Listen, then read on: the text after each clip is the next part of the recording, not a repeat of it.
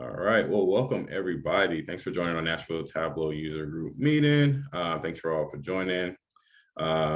We have a really good lineup today. Really excited for what we have going on. I will share my screen, a couple of things just show off, and then we'll get into it. So to start off with, we have welcome. I'm Sekou Tyler. I am a Tableau ambassador. I'm also one of the co-leaders of a Nashville Tableau user group. We also have a community spotlight where I will be communicating with Troy Williamson, asking about his background and having a really good conversation. And then we get into our presenters. We have Heidi Kalbe, who will be talking about set it up, when to use set first parameter actions. Then we have a Kahoot quiz, which would be led by Eric. And then we have Lee Feinberg, who will be talking about Persuade quietly, dashboards that motivate actions without shouting. And then we have Nashville Tableau Spotlight. Jim will be wrapping up the meeting for us, talking about the spotlight. So before we get into that, just a couple of things from a welcome perspective. Our last meeting was in person, and I want to give a special shout out and thanks to Vaco for allowing us to use their space. So if you're on here and you represent Vaco, again, thanks again for allowing us to use your space. Really enjoyed it. Being our first in-person meeting, it was really great to see, more people in person. So that was absolutely amazing. And we're looking forward to doing more in-person meetings. So more to come on that, please, on that. And then also, I had a question that came up. A couple people I was talking to, they just want to know, what's the best way of, if I want to access previous meetings, if I wasn't able to make it, like how do I actually go to recording? So the easiest way is actually on the Tableau user YouTube page. You come in here and it's not even just the Nashville's page, it's actually all the particular user groups in here. But if you go and subscribe to the Tableau user page itself, you can come in here and see all the historical meetings that have happened virtually. So I just want to call that out since that was asked of me. I want to share that information just in case someone did not know. Another big thing that is going on, current events, is 2022 Tableau Ambassador nominations. These applications are open and the deadline has actually been extended to tomorrow, the 28th. So if you know someone who, well, first off, if you don't know what the Tableau Ambassador program is, Tableau ambassadors are leaders in our community and data champions. There's long paragraphs after that, but basically these are people who promote and are champions in the community. So if there's somebody that you think would be a great ambassador, there's different components, different, portions or different areas of focus to be a Tableau ambassador. If you think someone represents that, go ahead and do the nomination. It closes out tomorrow. So I just want to definitely call that out before the last day of nominations. Let me just jump in on that for just a second, because I was going to speak about it later. First of all, it's a nomination, so please nominate somebody if you think they're worthy, and please nominate them. It's not a vote. We're not voting. Everybody who's nominated will be considered. If you know a student, and I'm thinking college age student, and I'm looking down here at Gary Garrison, and I think you're over at Belmont. But if you know a college age student who you think would be a good ambassador, please let me know, and let's get that person nominated. One of the reasons they extended the open window for a week was because they wanted to get more student ambassadors, and that's one of the arms of the ambassador program. They wanted to get more student ambassadors, so they're a little short on student ambassadors, and I'd love to have somebody from here in Nashville. Okay. Thank you, Sekou. Oh yeah, no problem. So yes, nominate if you can. Do it. It's great. It's a great program. Our next meeting will be August 24th, and this will be our social meeting, and we'll be at Fate La Force Brewing. We will be there. We'll talk more about it at the end of the meeting, but just want to call it out specifically on the 24th. We will be in person, and come out, connect with us, talk, have a beer with us, and we'll connect, but there'll be more information to come at the end of this meeting. So going next into this, we want to go into our community spotlight. We will have a conversation with Troy Williamson. So look forward to talking to you, Troy. Just a couple things about Troy Williamson. If you're on Twitter, Troy's social media handle on Twitter is YORT Data, so Yort Data. And his tagline is just a dude trying to make his way into the universe. So, looking forward to talking to you, Troy. So, before I start off with, tell us a little bit about your background, Troy. Hello, world. So, I'm not a native Nashvilleian, but I'm a native Tennessean. Born in Chattanooga, but I've been in Nashville how old am I? Long enough to count, I think. So my background, so I went to UT, studied political science, got a degree in public administration as well. So naturally found a happy place job here with the state. And so started out in kind of the budget office, so dealing a lot with finance, policy.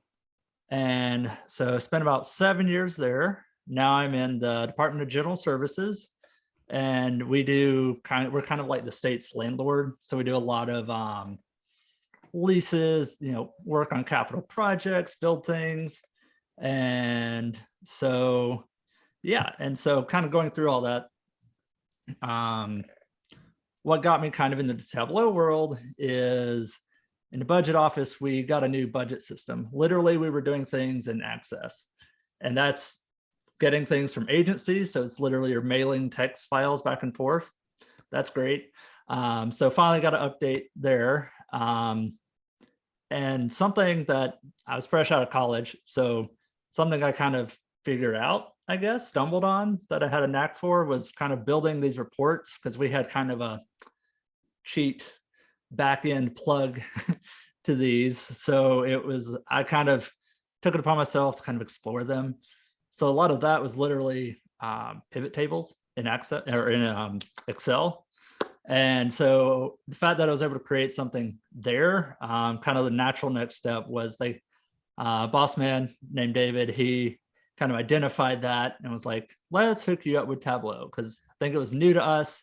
They had a few licenses, so we were able to get a couple. And our technology team, before we kind of went on camera, talked about Christy Mcgee. Y'all may know her because she was an early founding member here, and still is very involved. But so she was teaching a class, essentially kind of a new business user Tableau class. So they sent me to that, and I think the phrase I used was indoctrinated me.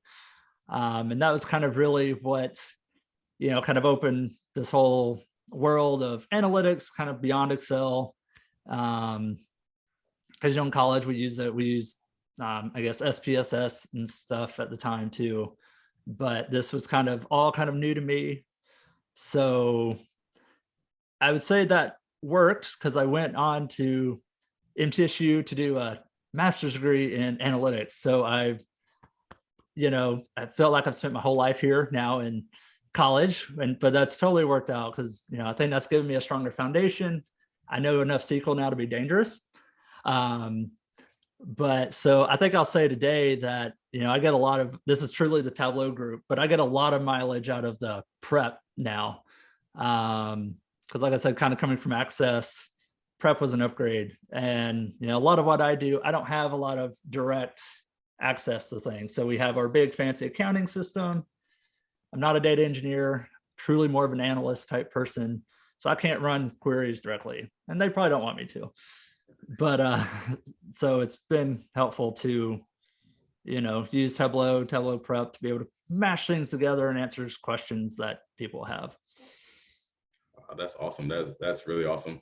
So coming from Excel, Access, and in Tableau, what was like your aha moment? Like, wow, this is really cool that I didn't realize I could do this in Tableau. Like, do you remember like your first moment where you had that, you created a report or visualization or something?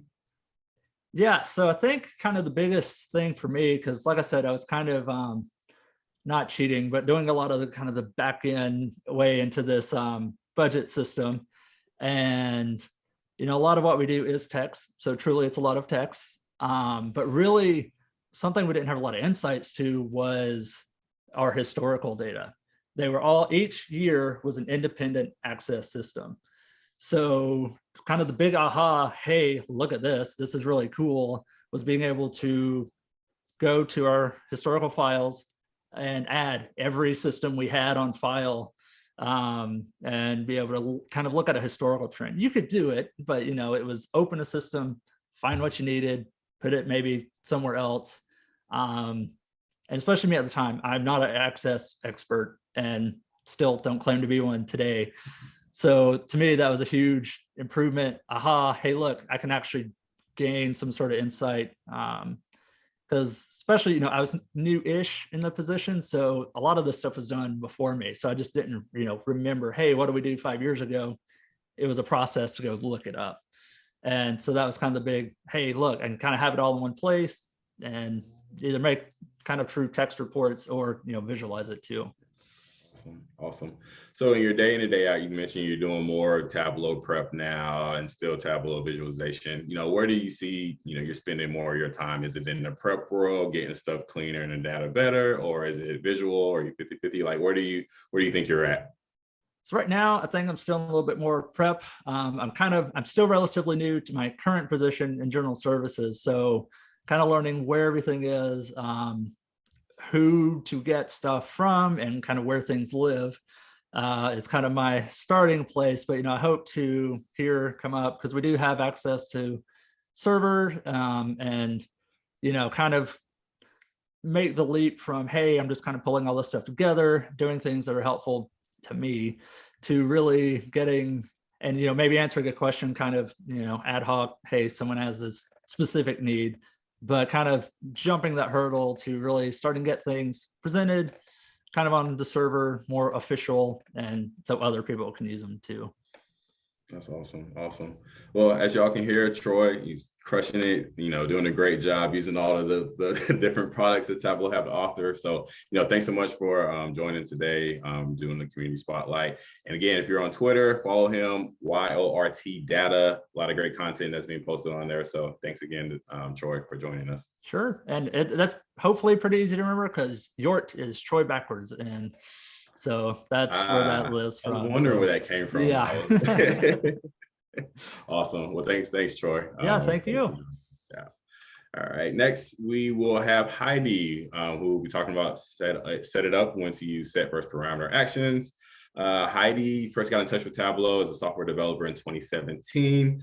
She started working as a consultant in business intelligence and visual analytics. Since then, she's brought the same enthusiasm to numerous client projects and to trainings for hundreds of new and experienced Tableau users. As a founder and co-leader of Data Plus Women Germany, Heidi has made it her mission to promote and improve diversity in the data community. In her current role as a senior consultant at Woodward Consulting AG, Heidi does what she does best: inspire others with her passion for a company-wide analytics culture. The only thing Heidi loves more than Tableau are alpacas. So with that, take it away, Heidi.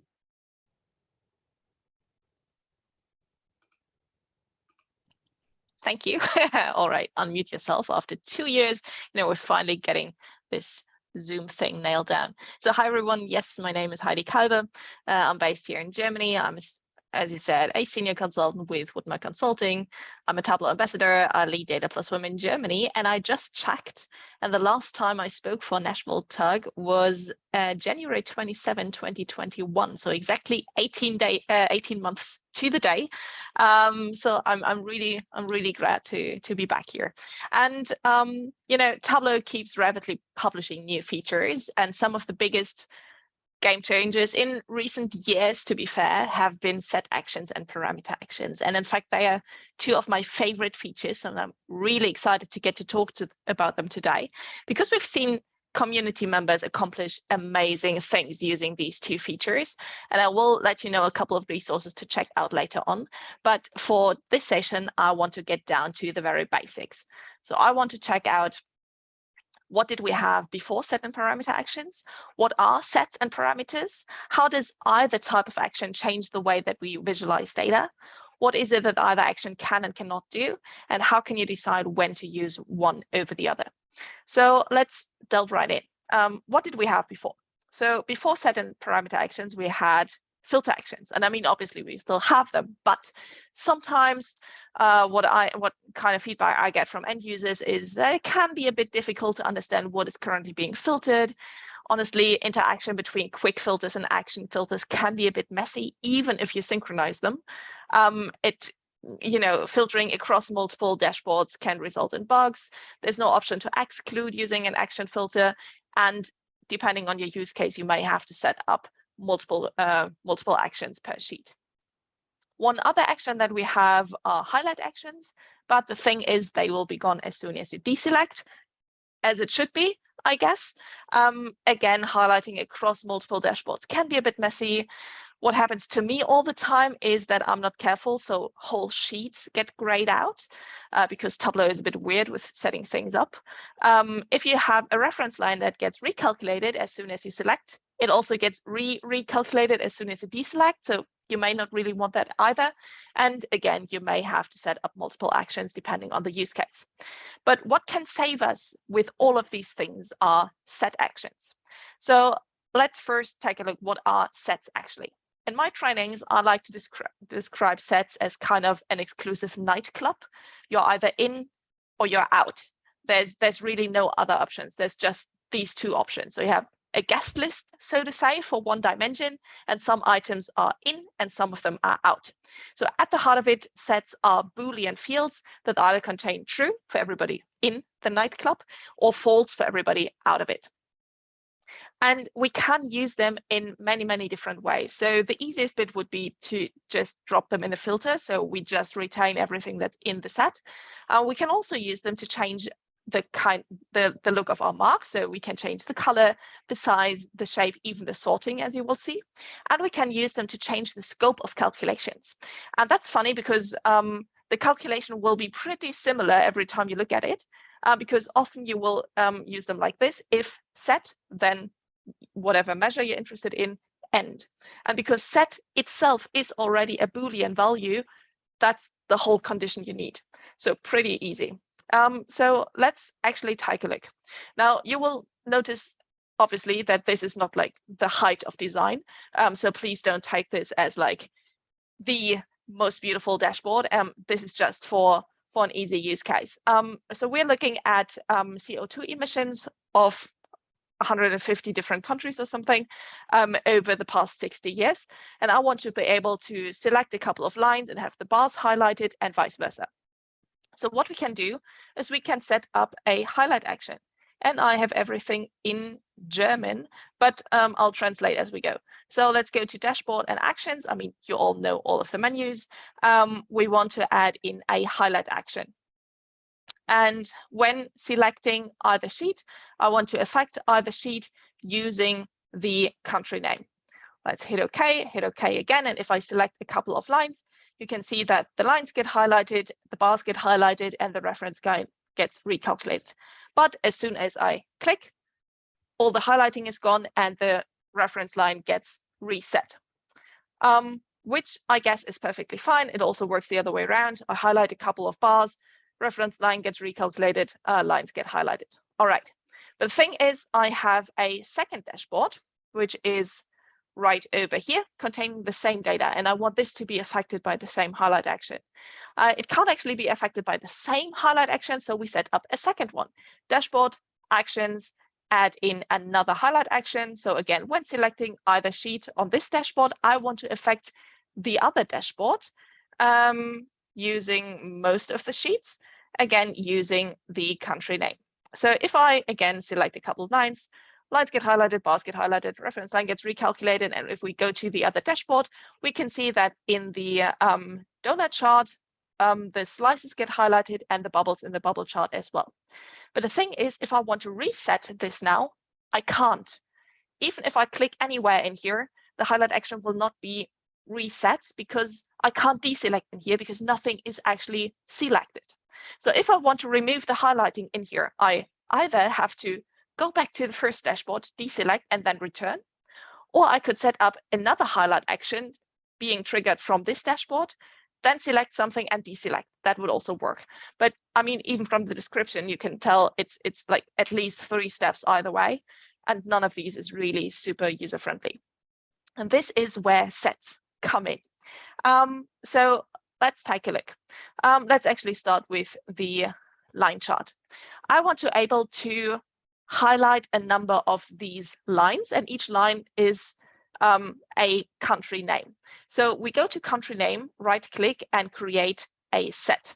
And you can see that it's a set because it had, well, first of all, it's called set, even if it's in German now, but it also has the Venn diagram in front, or the wedding rings, whichever one is easier for you to remember. So let's do this one. Let's actually call this set, because then I can find it more easily. And Tableau asks you to select a number of elements. And let's actually do that. It doesn't really matter which ones we select in here. It's going to change either way. If this was a static set, it would be important, but it's not in our case. So I've selected a few. Let's hit OK. And now you can see we have a different, or like an extra field. And you can see, again, it has the Venn diagram in front, or the wedding rings. So you can see at a glance that it's a set for the country name. And we can now use this field to, we can either drop it to filter, and that would filter on only the countries that are in the set, but that's not what we want. We want to keep all the rest. We just want to highlight the countries that are in the set. How can we do that? Well, we could use, for example, color. So let's drop the country name set on color. And you can see that Tableau gives us 2 colors, everything for out of the set and those for in the set, which are down here. So let's actually change the colors. Let's see, let's make these brighter and the rest a bit darker. And yeah, now we have a light blue lines down there, and we can even drop the country name set on size. And let's actually reverse this. So now we have wider lines for everything that is in the set, and thinner lines for everything that's not in the set. So let's return to the dashboard and do the same thing on the bar chart. Again, we can reuse the set. We actually have to. So let's drop this on color. And if we scroll far enough, we can see that some of these are colored, but I don't want to have to scroll. So what would be nice would be to have all of the countries that are in the set right at the very top. And we can do that by simply dropping country name set in rows at the very front. So everything that is in the set, you can see in and out here, will be sorted, will be brought to the top. And now we just have to right click and hide the header. And now we have everything on top that is in the set. What I also want is to recalculate the reference line.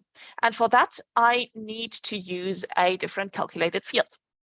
So let's create a calculated field. And it's on the wrong screen. So here we go. And let's call this emissions by selected countries. And in here, if you remember, this is a very simple if calculation. If something is in the country name set, then I'm interested in the measure, which is emission, and that's it. Now, this calculation will only return the emission value if a country is in the set. For everything else, it will just return null. So it will not be used in the calculation of the reference line, which is nice. So let's simply drop this on detail, go to analytics, drop in a reference line for the whole table, select the emissions by selected countries, and let's actually make this right blue. Yeah, we can see that well enough. And there we go. Now we have a reference line just for the selected countries, and just ignore the label that we have in here. So one last thing that I need to do is to set up my action. So go to dashboard actions. Let's get rid of these 2 and drop in a set action. So again, we can see the Venn diagram, the little wedding rings. So selecting something on either sheet will affect this country name set. And you can see before we had to select a number of target sheets, but because we are now affecting a field in our data set, we don't have to select the scope, because every sheet in the whole workbook that uses this set will be affected in whatever way it uses the set. And that's what makes it so magical. So you can tell I'm getting excited. So if we select something, the values should be added to the set. And if we deselect, I want to keep the set values because that's, again, the benefit over the highlight actions. So let's hit OK. And if I now select a couple of countries or a couple of lines, you can see the lines change color, they change size. The bars get colored, get moved to the top, the reference line gets recalculated, and the beauty of it, if I deselect, it all stays.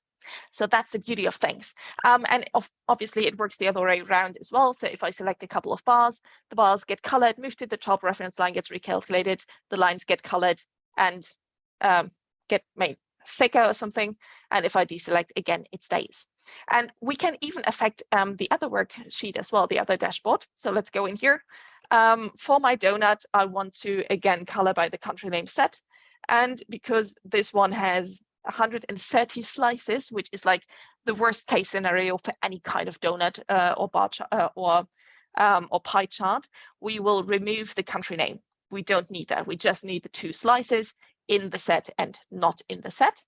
And let's go to the bubble chart and let's color the bubbles here as well. And you can see I have some white space, or dark blue space as you will, on the left-hand side, which should contain the % of emissions by selected countries. And I mean, your first idea might be to reach for an LOD calculation or something that works with the filtering, but also around the filtering, but we don't actually need that. So everything we need in here, let's call this emissions by selected countries, is the calculation we just had.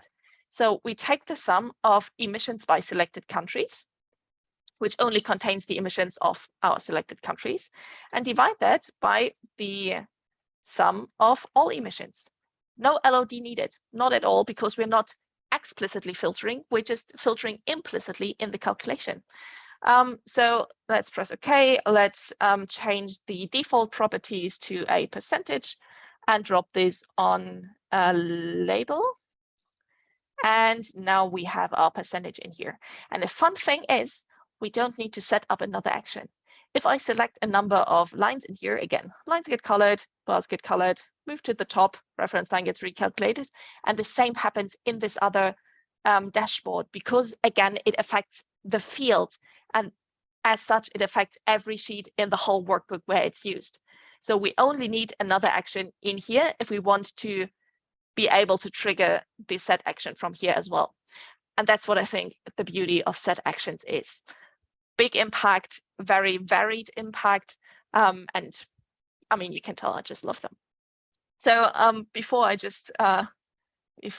can't stop raving, let's actually, sorry, I have this bar at the very top. Can I just, oh yeah, no, that's not what I wanted. Okay, I can't get rid of this. Anyway, so no full screen mode anymore. What is it that set actions can and cannot do? Well, we can use them to filter, both by including and excluding. I didn't actually show that, but it is possible. We can use them to change the color, size, and shape of marks, and the sorting as well, as you saw. We can use them to change the scope of calculated fields, and they will react to single and multi-value selection. But they do have some limitations. They cannot use a measure. They cannot use multiple fields. Well, they can, but under very specific circumstances. So let's just remember they cannot. And as such, they cannot span multiple data sources. And this is where parameters come in if we want to work around all of these limitations. So what are parameters actually? Again, I personally like to describe them as some kind of value floating around in space. As such, it is completely removed from all of our different data sources until we build a bridge to the parameter, or from the parameter to the data source. And as such, it can be used across different data sources, which is exactly what we will be looking at. So how do parameter actions change the way that we visualize data? Well, we can use them to filter relative to a value in the parameter and to calculate relative to a value in the parameter. We can use them across different databases, and we can use them to set reference lines, which we will ignore for the second. And let's actually take a look at an example. Again, super basic dashboards. We are looking at 3 different data sources. So on the left, we have our trusted superstore. On the bottom right, we have the CO2 emissions that we just took a look at. And at the top, we have monthly Kickstarter pledges per year.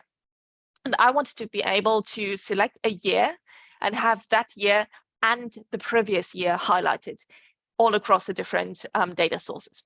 So let's start with the CO2 emissions. But before we do that, I want you to remember this acronym, CAUSE.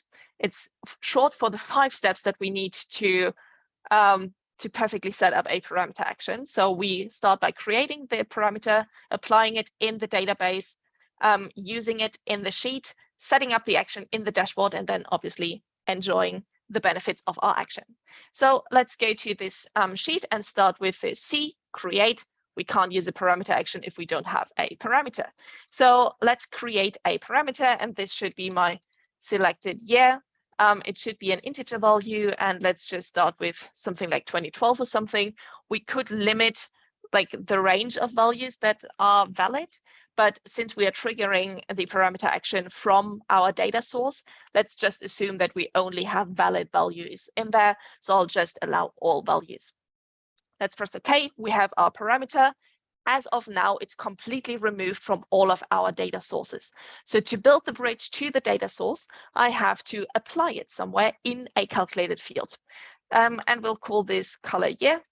And depending on the difference between the selected year and my year, just had to think which way around. When the difference is 0, then it's the same year. When the difference is 1, then it's the previous year. And in any other case, it's another year. And let's actually copy these bottom couple of rows because I will be reusing them in a couple of other calculations. Let's press OK. So that was step number 2, apply. But we can't see it yet in the sheet because we need to use it in the sheet. U is the next one. So let's drop this on color. And you can see that, let's just quickly, change the colors in here. You can see that now 2012 is highlighted, but also the previous year. And that's the beauty of parameters. You can calculate relative to them. So that's really nice. So that's done. Let's actually stop at the 3rd step and repeat step number 2 and 3 in the other data source. So let's create a calculated field. Again, we want to color the year. And this time it's a different difference. So we are looking at the difference between the selected year and the year of our created at field. So slightly different because different fields, different data source, but the rest is essentially the same. So that's why I can just paste this in here. And again, use it in the sheet. So drop it on color, and we have to change the colors again. Same year, previous year, and any other year. So now we have those 2 highlighted in here. Let's go to dashboard and set up our action. Dashboard action, we want a parameter action in here. And in this case, we actually need to create multiple parameter actions, one from each data source that we want to trigger it from. So let's start with the CO2 emissions. If I select the CO2 emissions, I want to affect my selected year parameter. I want to fill the parameter using my year field. And what happens when I select multiple values. So you can see I have this field aggregation in here that I can select. What happens if I select multiple values? Because parameters, as by their nature, can only contain one value at a time. Do I want to sum up multiple years? Probably not, because that will result in a value above 4,000, which is not really a valid year. In my case, I don't want to allow multi-value selection. So let's just select none. And if you select none for aggregation, it will not react to multi-value selection. It will only react to single value selection. Deselecting will retain the current value, so that's fine. And let's repeat a dashboard action. Again, change the parameter. When I select the monthly Kickstarter pledges, I want to affect my selected year parameter using the year of created ad. I do not want to aggregate and keep the current value. Okay and okay. So if I select let's say 2014 in the bar chart, it gets colored, and it also gets colored for the lines. And the other way around works as well. If I select 2011, again, that works. So for my Superstore sales, I want something a bit special. I want to be able to sort the subcategories by the sales values of the selected year. And I also want to have two distinct color palettes. So let's take a look. First off, I need a calculated field that sales for my selected year. So in here, I only want to have the sales if the year of order date is the same as the selected year. So if my year of order date is the same as my selected year parameter, then I'm interested in the sales, and that's it. Let's copy all of it. And one side note, you can see that the parameter value is always colored in purple. So you can easily see in the calculated fields where you are using a parameter. So this is number one. Let's do number 2, sales for other years. So if the year of order date is not the same as the selected year parameter, then I'm interested in the sales. And let's actually bring this in. So let's start with the sales for the selected year. Let's simply replace the sum of sales that we used to have in here. And as you can see, we currently have a year value that is not in here. So let's quickly change this. Let's maybe switch to 2013. Yeah, and now we have some values in here. And let's quickly sort this. So now the subcategories are sorted by the sum of sales for the selected years.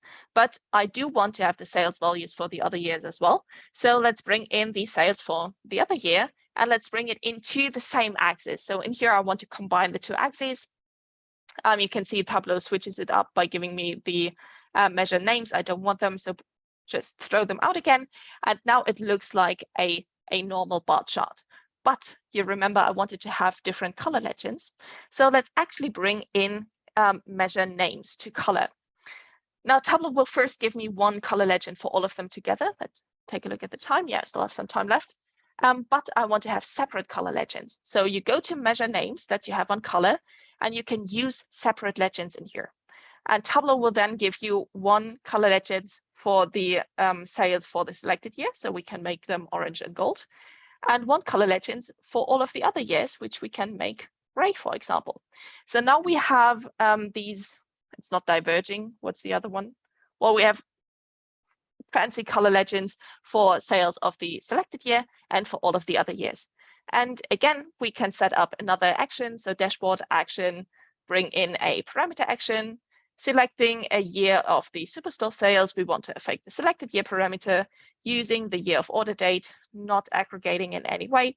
And we want to keep the current value. So if I select something in 2015 now, you can see that the values change in the CO2 emissions because the data only goes until 2014. You can see we only have the previous year highlighted, and that works for everywhere in here. And if we select a different year, again, that works. So a very beautiful use case to use across different data sources. Now you remember I talked a lot about aggregation and what happens if we select multiple values. So again, parameters can only take 1 value at a time. So they can't really take multiple values unless you kind of work around that using concatenation. So just a very brief use case. Yeah, I'll try to run through it. So in here we have, again, our superstore sales. We're looking at sales and profit by customer, and I want to be able to select a number of initials in my little keyboard helper data source that I created in here, and be able to highlight them. So let's go in here. Again, let's start with the C. We want to set up an action. C, yeah, create a parameter, sorry for that. Let's call that selected initials. Let's make this a string value, and again, allow all values. Now we need to apply this. So color initials. So if my parameter value, selected initials, contains the first letter of the customer, then I want to know that first letter of the customer. And otherwise, I just want to have other. That's it. And this one had some error. What's the error in here? Oh, yeah. We need an if in here. Sorry for that. And now we can simply drop this on color. That was the wrong field. Okay, sorry. So yeah, you can see it's all other for now because currently the value that is in the parameter is 1, which is not a letter. And if I go to the bar chart down here, again, I want to drop these color initials on color, but also in rows. And I don't want to see the values for other because I'm not interested in those. So I can simply exclude them.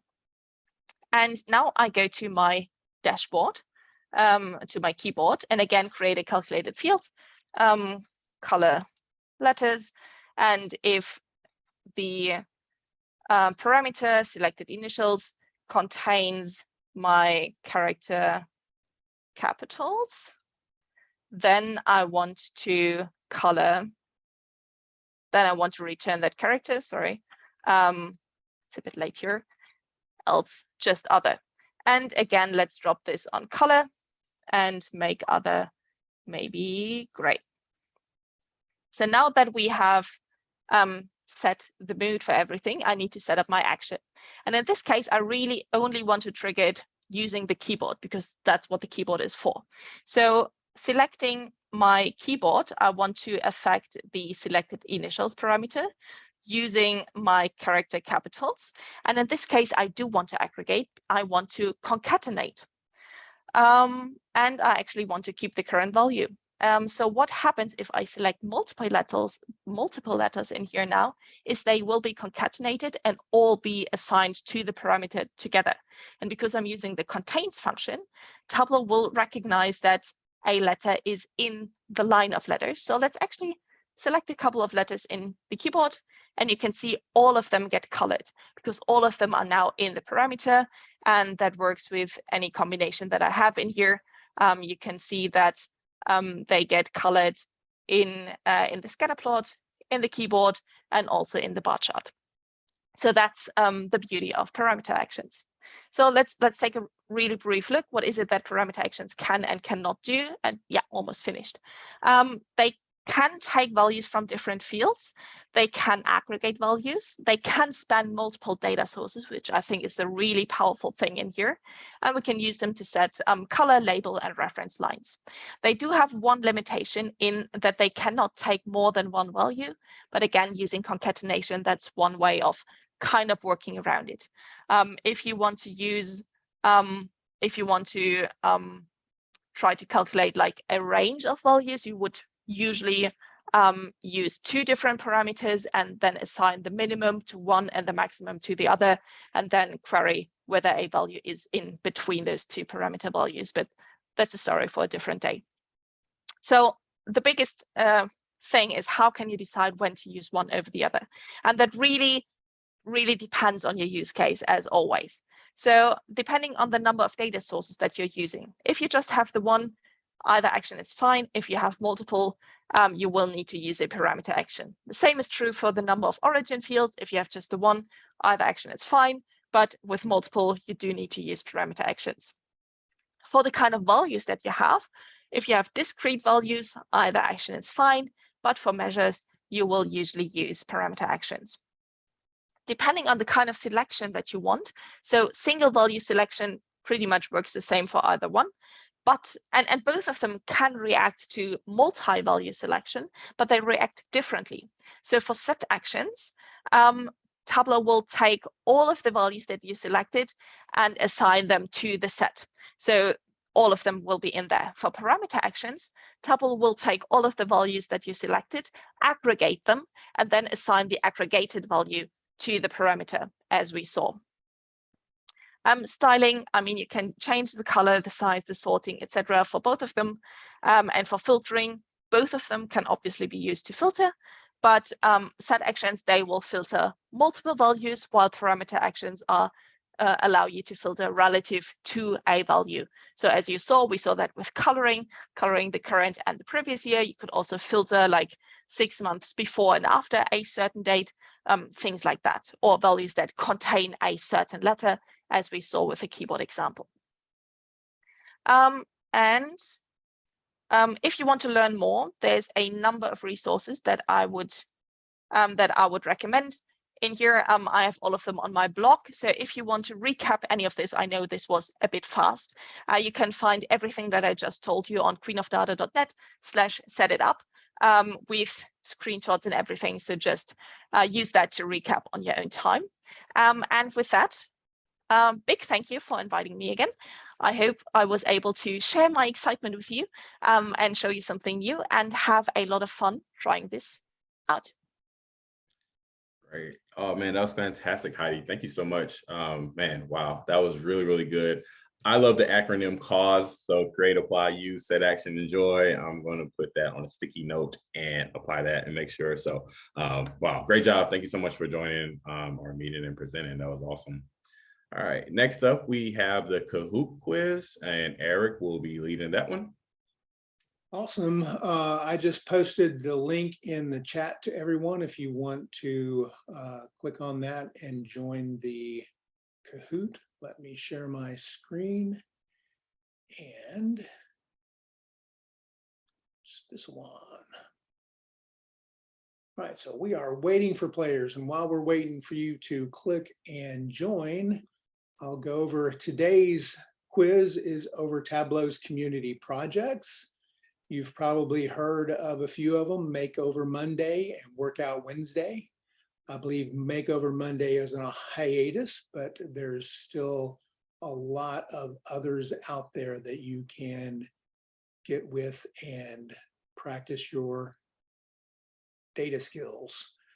So this quiz is going to be very fast because I've got a question about each one of these, and it's going to be sort of a lightning round game. So if you will join that, I think, get the video going.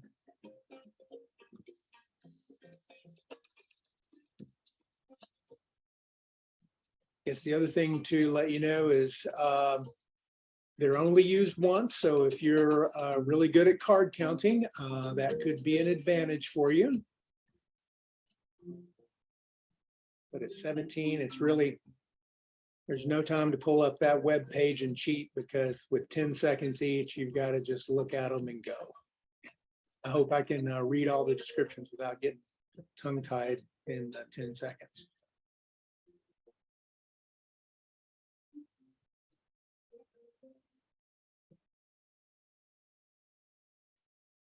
So more about the data night out as we're waiting. Like I said, it's going to be at Fate La Force, which is near downtown, south of downtown, between 2nd and 4th Avenue, right near that railroad track where the train always parks.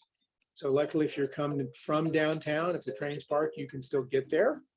But it's going to be from 4 until 7 in the evening. And it's going to be sponsored by Tech Systems. So they will be buying the food and the beer. All we need you to do is show up and share in a conversation. We will be having drawings for Tableau swag at the top of the hours of 5, 6, and 7. So there'll be a good chance for you to win something. And hopefully everybody will go home happy and get home safe. Well, that looks like a good number of people. I'm going to go ahead and start the quiz. All right. For our Nashville Tug July quiz. Access 300 data sets and create better, more effective visualizations. This is a freebie. This is the only one where the graphic matches the question. So is it data, prep and data, Makeover Monday, Sports Biz Sunday, or Project Health Viz? It is Makeover Monday. All right. Next up, Heidi's taking the lead. Build your skills with a weekly challenge to recreate an interactive data visualization. Would that be Workout Wednesday, Game Night Viz, Iron Quest, or Diversity in Data? Correct answer, Workout Wednesday. All right. Some of them are hard, some of them are not that hard. So let's go. Heidi's still in the lead. Volunteer to design data visualizations that help nonprofits harness the power of data for social change. EduVisors, Biz for Social Good, Biz to Educate, or Back to Biz Basics. Wow, that one was easy. Biz for Social Good. All right, way to go. Heidi's still in the lead. We're going to trip her up somewhere along here. So create and share data visualizations using rich sports-themed data sets in a monthly challenge. Would that be Iron Quest Viz, Beta Famcom, Sports Viz Sunday, or Workout Wednesday? And the correct answer is Sports Viz Sunday. All right. Still in the lead, Heidi. Let's do practice data sourcing preparation and visualization skills in a themed monthly challenge. Would that be Back to Viz Basics, Storytelling with Data, Real World Fake Data, or Iron Quest? I thought this one would trip you guys up. It is Iron Quest. And okay, Heidi's still there. And next up is practice data visualization and storytelling skills by participating in monthly challenges and exercise. That Project Health Viz, Workout Wednesday, Storytelling with Data, or Diversity in Data. Correct answer is Storytelling with Data. And again, that was not so easy. Somebody's, come on, you got to catch Heidi. Uncover new stories by visualizing healthcare data sets provided each month. Real world fake data, visualize social good, Project Health Viz, or Back to Viz Basics. And that is Project Health Viz. Very easy one there. All right, no surprise. Visualize data about sustainable development goals provided by the World Health Organization. Viz for social good, Viz to educate, prep and data, or SDG Viz project. Always get tongue tied on that one. And the correct answer, SDG Viz project, Sustainable Development Goals Visualization Project. All right, I'm gonna have to check that one out. Next up, each month create Vizes on global education syllabus topics as resources for teachers worldwide. Would that be Makeover Monday, Workout Wednesday, EduVisors, or Viz to Educate? Correct answer is Viz to Educate. And that was a tricky one too. All right. Next up, a weekly challenge to help you learn to prepare data and use Tableau Prep, Real World Fake Data, Prep and Data, Back to Viz Basics, or Data FamCon. Yeah, it's Prep and Data. That was a walk in the park. All right. Next up is create business dashboards using provided data sets from various industries and departments. Is that Iron Quest, Prep and Data, Viz for Social Good, or Real World Fake Data? Correct answer, another easy one, Real World Fake Data. I didn't think everybody would get that, but way to go. And what? Becky's taking the lead? All right.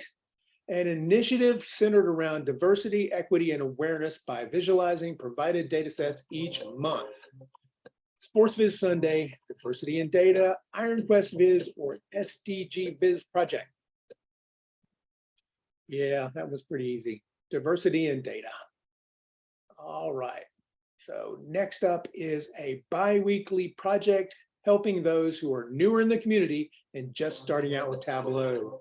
Iron Quest, Back to Viz Basics, Workout Wednesday, or SDG Viz Project. And correct, Back to Viz Basics. Quran, all right. We're getting some mix up here. A monthly project focused on using data from your favorite games. Data FamCon, Project Health Viz, Game Night Viz, or Sports Viz Sunday. And that would be Game Night Viz. All right, still mixing it up. Two more to go. A monthly data visualization challenge where we visualize a data behind the music we love. Data FamCon, Sports Viz Sunday, Data Music, Data Plus Music, or Game Night Viz. Yep, you got it. Data Plus Music. Coming into the home stretch. Okay, now we got two. Monthly challenge covering pop culture and fandoms. Sports Viz Sunday, Data Plus Music, Data FamCon, or Iron Quest. Yep, Data FamCon. All right, last one. A monthly project connecting real education data with real people. EduVisors, SDG Viz Project, Real World Fake Data, or Viz to Educate. And you're correct, EduVisors. All right, let's see who's on the top. That would be Becky, way to go. Patrick, a close second, and Ken right behind. All right, well, we will get your email address and send it to Tableau, and they will contact you to send you some swag. Okay, they're not giving us gift certificates anymore, but thank you everyone for doing that. And I will stop sharing and it's back to you, Sekou. Cool. Awesome. Yeah, no, I love it. All right, great. Next, we have Lee Feinberg, Persuade Quietly, Dashboards that Motivate Action Without Shouting. So Lee, it's on you. Great. I'll just come on camera for a second to say hi to everybody, but then I'll go off just to make sure we have good bandwidth. Let's get this going. Oh, gotta share first.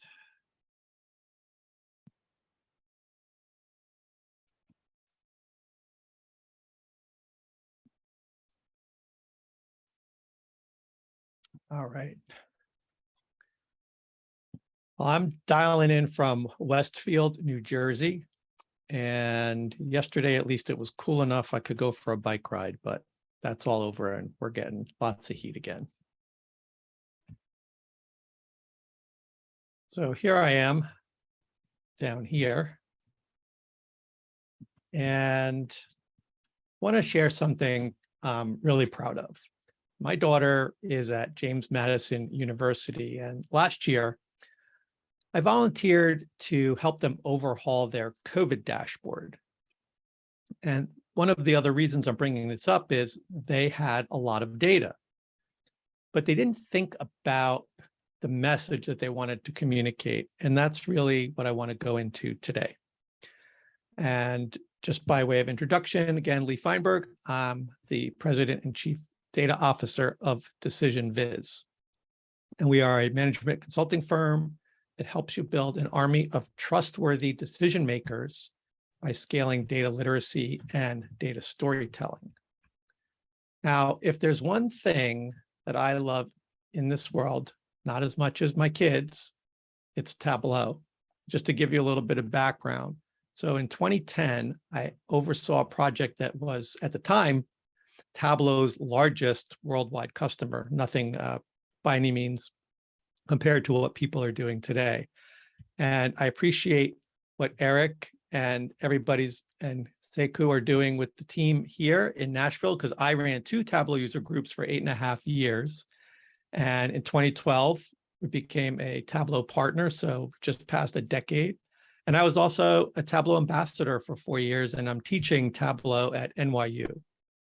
Now, to be successful in the world of data visualization, you really have to be, it takes more than just being good at Tableau or any other kind of application. You have to really be literate with data.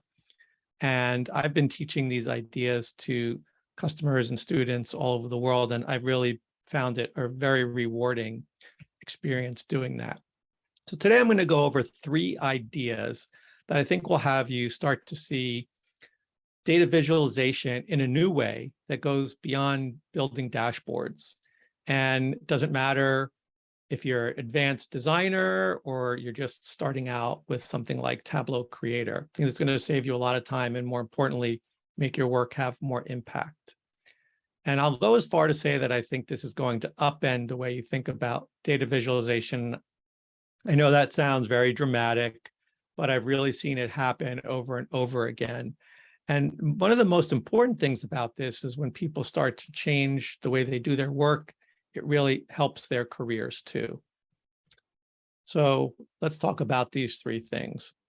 The first is you're not in charge when it comes to analyzing visuals. And I know that while it's not exactly true, what's important is that the visuals you create send a message, a clear and direct message, into your reader's brain. Second thing we're going to talk about is how color has the ability to clarify. And Heidi showed us how to use color in some good ways in her talk.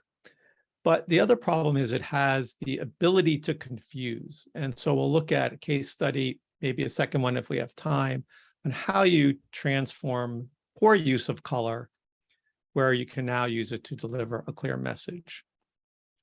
The third is that the goal of creating dashboards is to help people conduct an analysis and answer questions. But it turns out that most dashboards are really set up in a way that goes against how the audience is trying to consume the information. Now, I don't say these three things to sound negative. What I'm going to do is show you some simple steps to take so that you can avoid these simple mistakes and have a better impact. So some of you may have heard about this idea of how fast we can recognize complex patterns. It's literally in the blink of an eye. Now, I want to share an idea that I think may blow your mind here. So I want you to soak this in. So your brain works on an image as soon as you see it. So in a way, you are thinking about what it means before using effort to think about what it means. So what's the problem here? When you show information in a way that incorrectly communicates the message or it's confusing, it's going to slow your reader down. And the longer it takes them to figure out what the meaning is, you know how people are, right? They might just ignore it, or they might move on to the next thing, which of course is pretty bad when we're trying to get people to follow what our message is. So what are these patterns I'm talking about? Two of the most common patterns in data visualization are gradients and color. And maybe you didn't think about them as patterns until I just said they were a pattern. So when I say color, I'm really talking about two things. So one is gradient, and you use measures on a gradient, and that really means it's going to be shades of a single color or shades of multiple colors. The other is the term kind of color, which is a single color, and it represents values of a dimension. Now, I'm focusing on these because they're the most commonly used patterns and, unfortunately, the most abused patterns as well. So when I say abuse, what am I really talking about? Well, when people use too many gradients or colors, and so nothing stands out, then it's really hard to know what's important. Sometimes you'll see using the same gradient or color to represent more than one thing. And this gets confusing because your brain is trying to make an association when there really isn't one. And the last is using color when it's not needed. So this can be confusing as well because your reader is trying to figure out, what does it mean? They think color's there for a reason. Now, I could list probably a dozen other serious kinds of violations here, but I just want to get onto some practical tips and show you how to deal with these.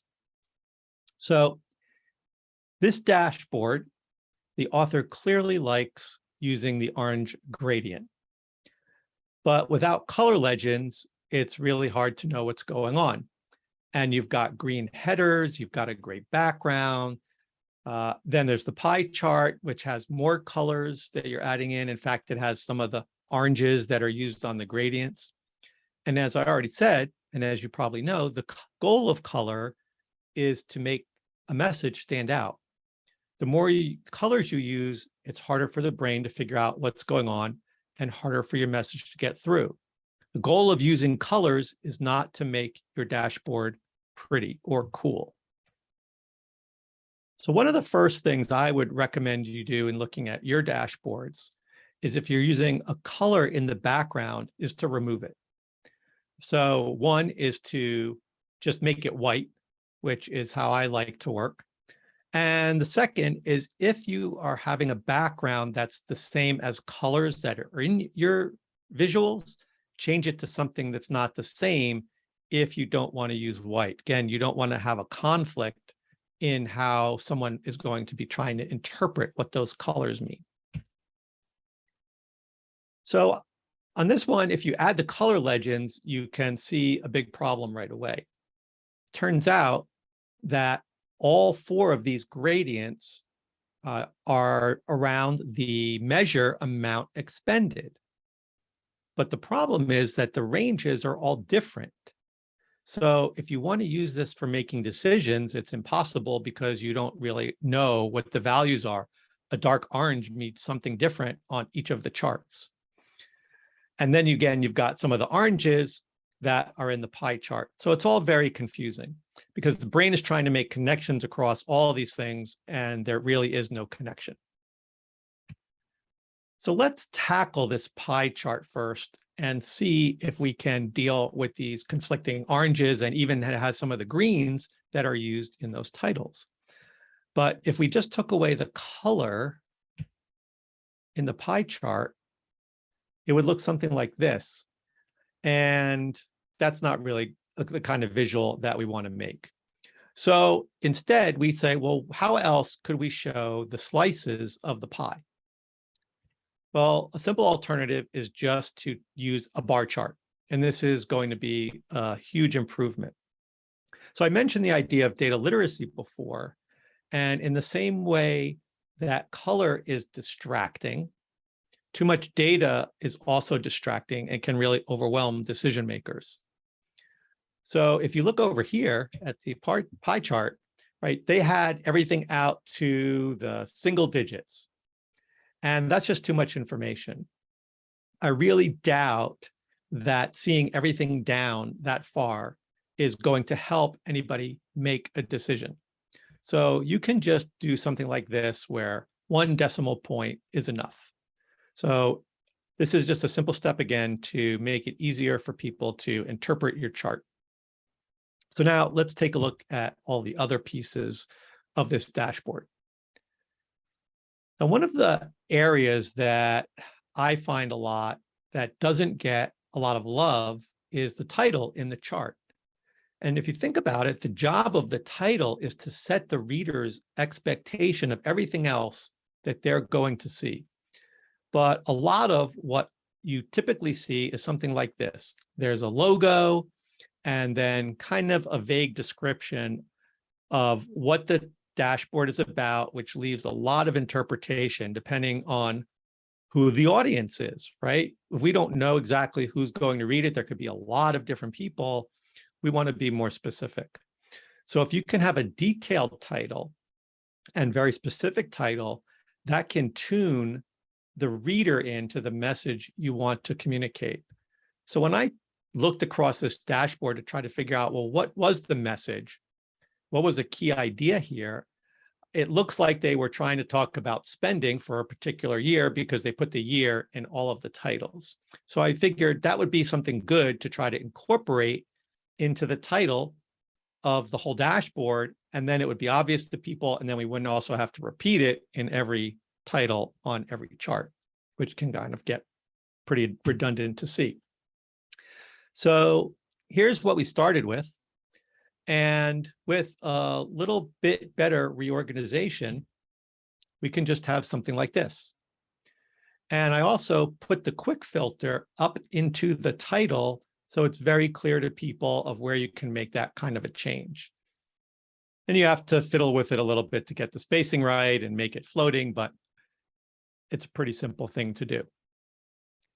Now, something else you may have heard along the way is that people start reading the dashboard either from top to bottom or left to right. So in our case, this is the first chart that people would come to. And so this is a good place to choose to use the gradient because it should be the most important chart that people are going to be seeing.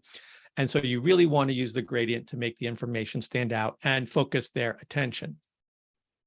The other thing you would notice here is that it's sorted alphabetically, and it really would be better sorted high to low, because here, if you want to use the gradient to help you find the color, the highest color, and figure out the range of the values, it's hard here because now the values are scattered all over the place.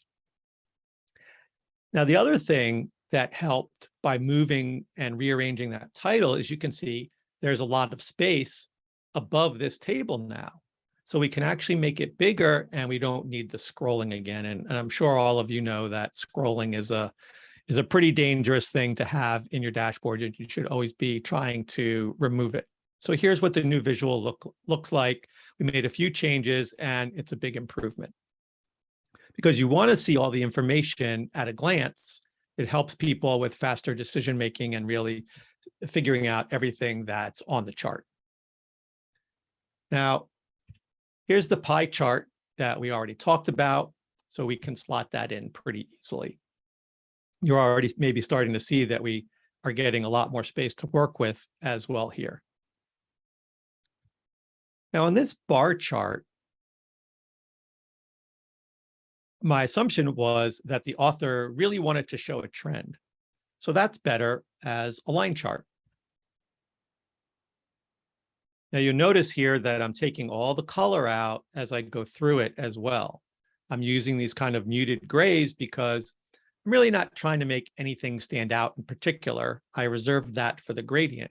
Now, if I wanted a particular value, the highest value to stand out, or maybe the lowest value, maybe I could put some color on there. Now, for these last two charts, I can't use the orange gradient because the ranges are different than what we already used. And in this case, I decided just to use some simple bar charts instead. And this last chart over here, in an interesting way, it wasn't sorted alphabetically or numerically. So I just left it figuring that they must have put it in some kind of order. So I didn't want to change it. But ideally, you would either have it alphabetically or sorted high to low or low to high would make the most sense.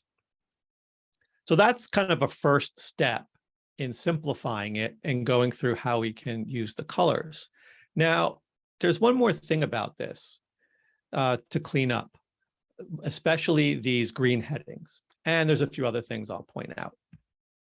So after I did that, it got down to something a lot simpler. And I decided to not keep the greens, and I didn't want to have a boring title. I wanted a little bit more color in here. So I used the color from the logo in the heading titles. The other thing to watch out for is a lot of bolded text that gets in the way. And a lot of times, unfortunately, in Tableau, that's the default for your headers. So I would go ahead and take that out because it's really not necessary. Bold is to make something stand out. So if you're going to use bold everywhere, then really nothing stands out. Now, that's just kind of a quick primer on color, but I've got something else to talk to you about that's really going to help your dashboard a lot. We already talked about this idea about how the title should be a single unifying idea. And in the same way, every visual on your dashboard should have a single idea that engages the reader. And then every visual is part of the whole analysis. So it has to be very clear what its role is on the dashboards. However, as I mentioned in the beginning, when people author their dashboards, they tend to operate in a way that contradicts this idea. Because the goal of a dashboard is to answer questions, yet authors typically present information as a statement. So let's take a look at how we should deal with that.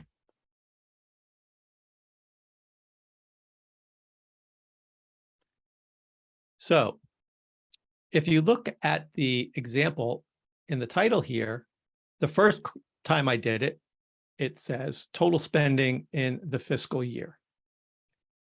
But let's replace that with a question.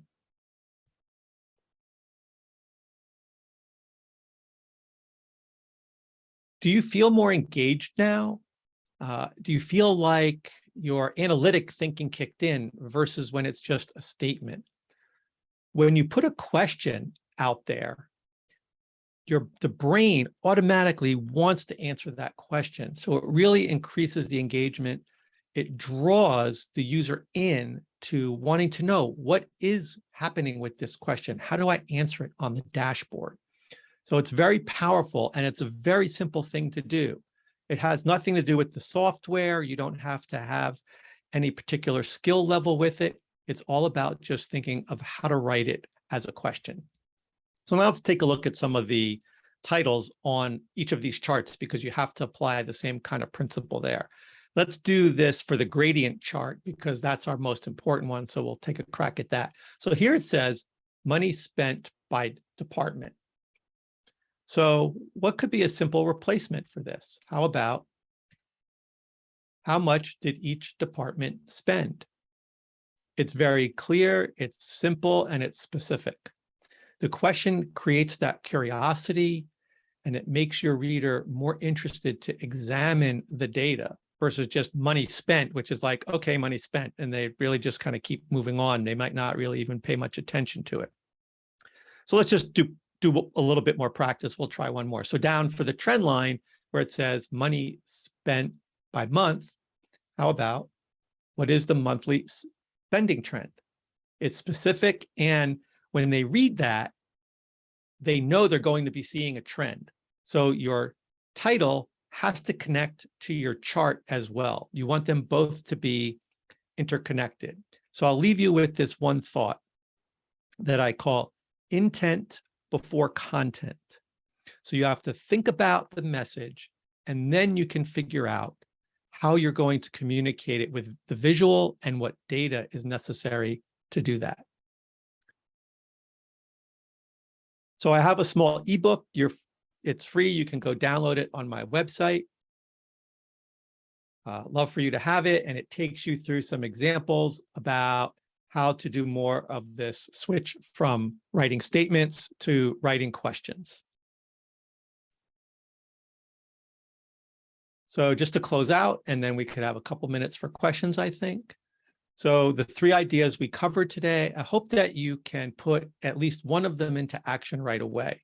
And don't worry about getting it perfect. One of the things that's great about Tableau is that you can just go in and make quick improvements. So try something, and then you can change it if you want to. So the 3 things: you want to help your reader's brain tune in to your visual.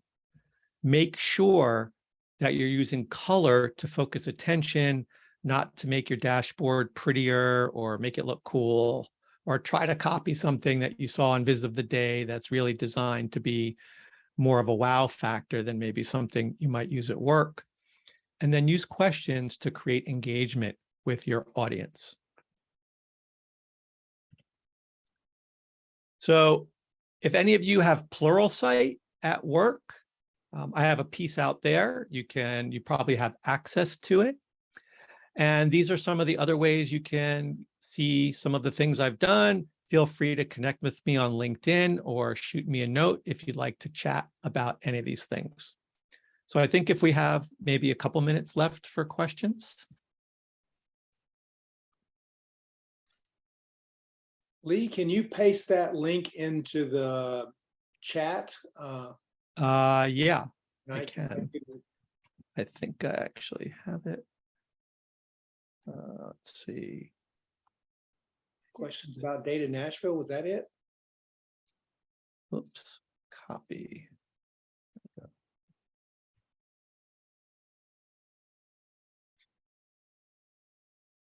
Here we go, yep. About your data, that's what I got wrong. Okay.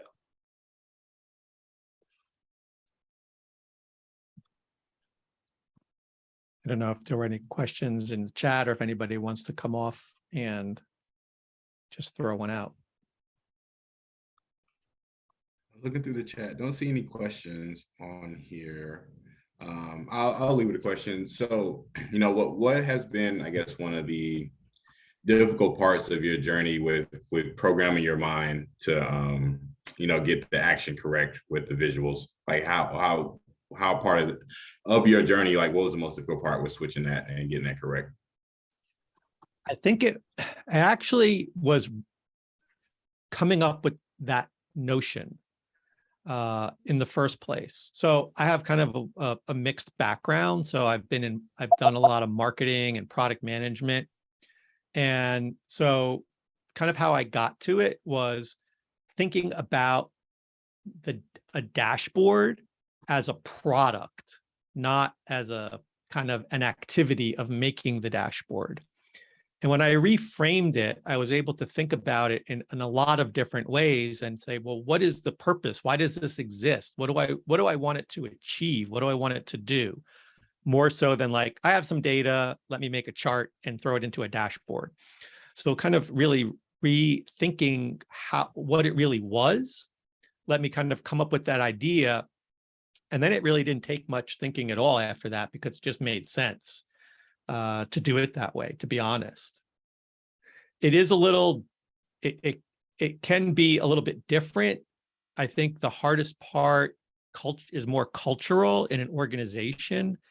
If a company is used to just doing it that way, right? Like the titles say sales or spend or profit, and then you write it as a question, people might think of it as weird at first because it's just different, but it's really not a big deal because people are pretty smart and they figure it out pretty quickly. Okay, yeah, that makes sense. We'll just do it that way. Makes perfect sense. Thanks.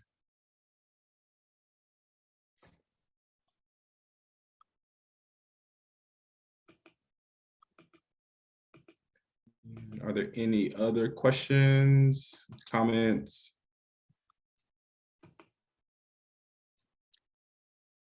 Yeah, I wish we had more time. We could have done the second example, would have been good too.